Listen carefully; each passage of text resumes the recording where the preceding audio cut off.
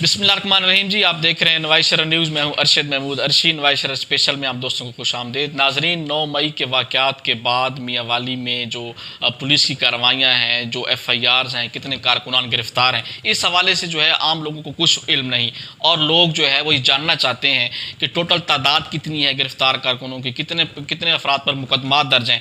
तो जो इब्तदाई मालूमात थी, जो हम आपको वक्त फ़क्त पहले देते भी रहे हैं, कि मियांवाली में टोटल 12 मुकदमात मुख्तलिफ थाना जात के अंदर दर्ज हैं जी। मियांवाली सिटी, कमर मशानी, दाऊद खैल, हरनौली के अंदर और छिदरू के अंदर तकरीबन 12 FIR हैं, जिनमें नामजद और जो नामालूम अफराद हैं उनकी जो टोटल तादाद है वो तकरीबन कम व बेश 2000 अफराद पर मुश्तमिल है। यानी कि हर थाने के अंदर 20 से 25 नामजद, और जबकि 100 से 150 के दरमियान जो है वो तकरीबन नामालूम अफराद पर FIR दर्ज की जा चुकी हैं। तो इस हवाले से हमने आज जो है वो राना अमजद इकबाल साहब, चीफ एडिटर रोज़नामा नवाइशरा, हमारे साथ मौजूद हैं। हम उनसे जानने की कोशिश करते हैं कि जो लोग परेशान हैं इस बात से कि मियांवाली में टोटल कितनी गिरफ्तारियां हुई हैं, और ये सब जानने की कोशिश हम करते हैं। बहुत शुक्रिया राना साहब। ये बताइएगा सर कि मियांवाली के अंदर जो FIR दर्ज हैं 2000 के करीब नामालूम समेत नामजद हैं जी। ये बताइए टोटल कितने अफराद जो हैं वो अब तक गिरफ्तार हैं, आपके पास क्या मालूमात हैं, आप हमारे देखने वालों को बताइएगा।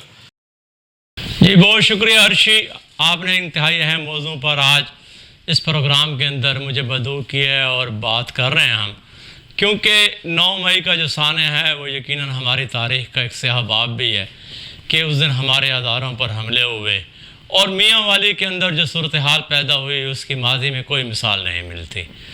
तो इस वक्त जो आपने मुझसे बात की है, और जिस तरह आपने ये भी बताया कि FIR हमारे 12 दर्ज हुई थी थानों में, जिनमें मूसा खैल, वां भचरा, मियांवाली, हरनौली और दाऊद खैल, इस कमर मशानी शाह के थाने शामिल हैं। इन थानों के अंदर जो अब तक गिरफ्तारियां हैं उसके बारे में करेक्ट हमारे पास तो कोई फिगर्स नहीं हैं, लेकिन जो ज़ेर हिरासत लोग हैं उनकी तादाद तकरीबन 800 के राउंड अबाउट है, वो इस वक्त उनके पास ज़ेर हिरासत हैं। जी राना साहब, तो फिर ये बताइए कि ये जो गिरफ्तार अफराद हैं इनमें से जो फिर जो कानूनी प्रोसेस है वो शुरू हुआ कि नहीं हुआ, जो बेगुनाह हवालातों में बंद हैं, अब तक पुलिस ने कितने जो लोग हैं उनको अदालत में पेश किया है, और कितने जो बेगुनाह उनको छोड़ा गया, इस हवाले से भी आप हमें बताइएगा कि ये कानूनी प्रोसेस स्टार्ट हुआ है या नहीं हुआ। और दूसरा फिर ये भी बताइए कि ये भी जो बेगुनाहों को छोड़ा जा रहा है, क्या ये अमल सुस्त रवि का शिकार नहीं है सर, इस हवाले से भी बताइएगा। जी बिल्कुल, ये एक इंतहाई एक मुश्किल अमल है, क्योंकि हमारी पुलिस जो है वो बहुत ज़्यादा मसरूफ़ रही और अभी तक मसरूफ़ है कि वो लोगों को गिरफ़्तार करे। जो मतलूबा तादाद है उसका फिगर मुकम्मल करना भी एक बहुत बड़ा चैलेंज है, और फिर जितनी अहम शख्सियात समेत PTI के जो सरगर्म तरीन कारकुन हैं, जो हमेशा नुमायाँ रहे, वो भी अभी तक गिरफ़्तार नहीं हुए। उनकी गिरफ़्तारी भी हमारे अफसरान के लिए, हमारे एहलकारों के लिए एक बहुत बड़ा चैलेंज है। आपने जो मुझसे बात की उसमें यह है कि जो कानूनी अमल है, तफ्तीश का अमल है, ऑफ द रिकॉर्ड चल रहा है। अभी तक एजेंसियां भी तफ्तीश कर रही हैं, पुलिस वाले भी तफ्तीश कर रहे हैं। जो उनके पास ज़ेर हिरासत लोग हैं, उन ज़ेर हिरासत अफराद के अंदर से मियांवाली थाना सिटी से ताल्लुक़ रखने वाले जो मुकदमात में जो पुलिस ने गिरफ़्तार किए या कोई कमर मशाने के लोग थे, उनमें से जो मेरी मालूमात के है अभी तक सिर्फ कोई 10-12 लोगों को इंसदाद दहशतगर्दी अदालत के अंदर पेश किया गया और उनके रिमांड लिए गए हैं, और रिमांड लेकर पुलिस उनसे अब दोबारा तफ्तीश कर रही है।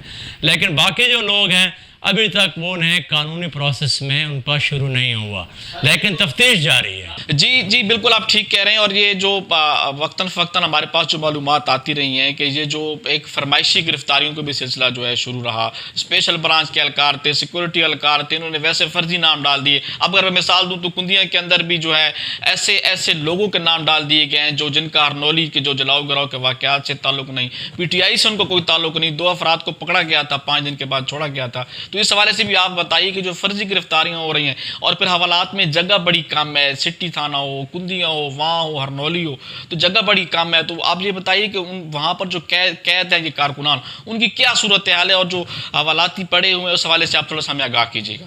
पहली बात यह है कि जो थानों के अंदर हमारी कैपेसिटी है, आप देख लें, अगर इनकी हवालातों का जायज़ा लें तो वहाँ पर तिल धरने की जगह नहीं है। थाना सिटी में आप देख लें, सदर में, मूसा खैल में, कमर मशानी में, छिदरू थाना है, कुंदियाँ हैं, हरनौली की हवालात है, और इसी तरह हमारे मियाँ वाली के दीगर थानों की हालत है।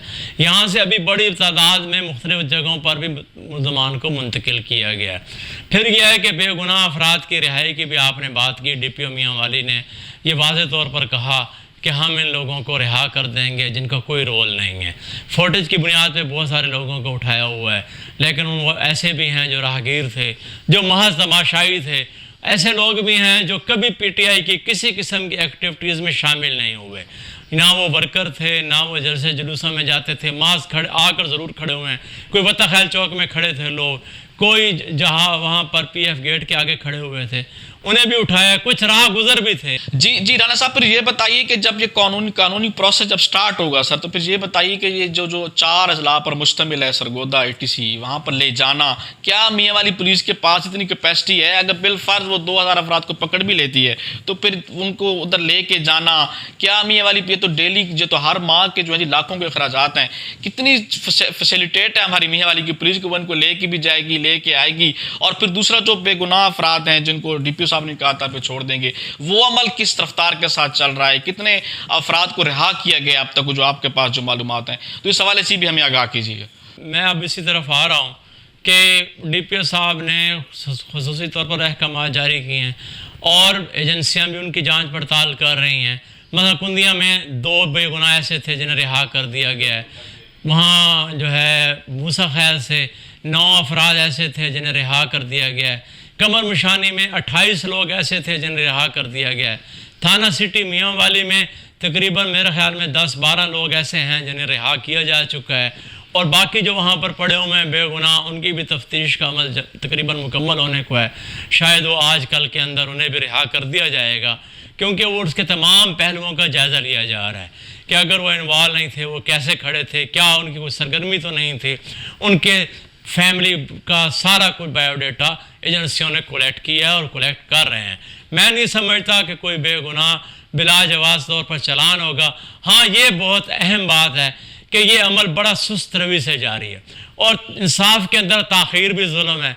इंसाफ जो है वो तेज़ रफ्तार होना चाहिए, और लोगों को जल्द अज जल्द जो है ना इंसाफ देकर जो बेगुनाह पड़े हैं उनका एक पल वहाँ रहना भी हमारे हुकाम के कंधों पर बोझ है, ज़िम्मेदारों के ऊपर बोझ है, और यकीनन वो जवाबदेह होंगे। अब आज यहाँ नहीं तो आखिरत में उन्हें जवाब ज़रूर देना पड़ेगा।